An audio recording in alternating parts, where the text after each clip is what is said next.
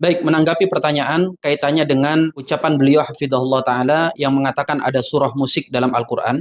Bisa jadi yang dimaksud oleh beliau di situ dengan musik adalah musik dalam pengertian yang umum. Karena ada sebagian ahli yang mendefinisikan bahwa pengertian daripada musik itu adalah alunan nada, baik itu menggunakan vokal ataupun instrumental. Apalagi jika kita buka kitab para ulama, bahasan antara nyanyian dan musik itu digabungkan menjadi satu. Yang selanjutnya kata musik itu sendiri pun di dalam istilah fikih atau dalam bahasa Arab secara umum itu disebut dengan istilah yang berbeda-beda. Ada yang menyebut sima, ghina, lahu, dan istilah musik untuk menyebut alat yang digunakan untuk menyanyi itu datang belakangan. Yang selanjutnya bisa jadi beliau di sini mengalami kekeliruan, sabkul kalam, ketergelinciran. Beliau menyebut dengan surah pemusik, maksudnya adalah surah penyair. Karena setelah saya perhatikan ketika beliau menyampaikan ceramahnya tersebut, beliau kemudian banyak mengulang-ulang dengan istilah penyair, bukan pemusik.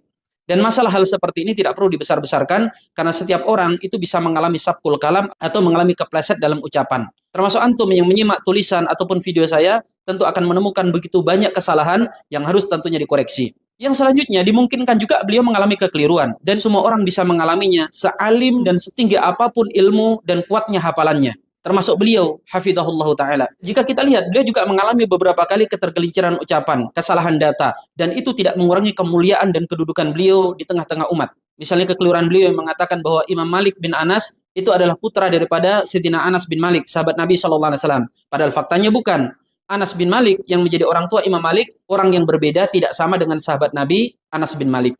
Kemudian ketidaktepatan beliau ketika mengatakan tidak ada dalam kitab hadis tambahan inni wajjahtu dalam doa iftitah. Adapun tambahan dengan inni wajjahtu itu hanya ada dalam doa menyembelih kurban. Beliau mungkin keliru atau tersilap karena faktanya doa iftitah dengan mencantumkan ini itu ada dalam beberapa kitab-kitab hadis. Hikmahnya Allah memunculkan sebagian kekeliruan para asatidah kita supaya kita tahu sehebat dan setinggi apapun mereka, mereka tetaplah manusia yang tidak maksum. Agar kita kemudian tidak sampai terkagum-kagum berlebihan sehingga ketika seorang ulama tergelincir, kesalahannya pun tetap kita ikuti. Dan dalam sejarah kita dapati banyak ulama-ulama kita yang mengalami kekeliruan, ketergelinciran. Kita ambil contoh misalnya kisah yang masyhur, Imam Al-Kisai. Siapa yang tidak kenal beliau? Ahli qiraat sekaligus ahli nahwu. Imam Al-Kisai menceritakan sendiri bahwa beliau pernah mengimami sholat yang di belakang beliau kala itu ada Khalifah Harun ar-Rasyid. Beliau mengatakan, aku mengalami kesalahan, yang kesalahan itu bahkan tidak akan dilakukan oleh anak kecil. Aku membaca, la'allahum yarji'un dengan bacaan la'allahum yarji'in. Maka selesai sholat, Harun ar-Rasyid tersenyum dan kemudian mengatakan kepada sang imam, wahai imam, bacaan apa itu tadi? Imam Al-Kisai menjawab, ya Amirul Mukminin, qad ya'surul jawad. Wahai Amirul Mukminin, kuda yang paling mahir sekalipun bisa tergelincir. Harun mendengar itu mengatakan, ya benar kalau demikian. Di sini kita lihat bagaimana adab Harun ar-Rasyid ketika melihat kesalahan sang imam, beliau tidak langsung menyalahkannya, tetapi beliau bertanya, siapa tahu ada qiraah lain yang membolehkan membaca seperti itu.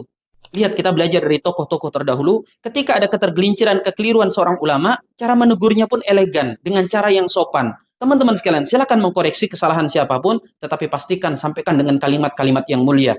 Jangan sampai kemudian keluar caci maki dan hinaan. Kesalahan itu hal yang biasa. Saling mengingatkan, itu hal yang seharusnya. Adapun caci maki atas nama koreksi, itu tidak bisa dibenarkan sama sekali. Esensi yang hendak beliau sampaikan adalah tentang hukum musik yang memang diperbeda pendapatkan oleh para ulama. Apabila kita kembalikan kepada ilmu para ulama, khususnya para ulama madhab, mereka umumnya melarang penggunaan musik.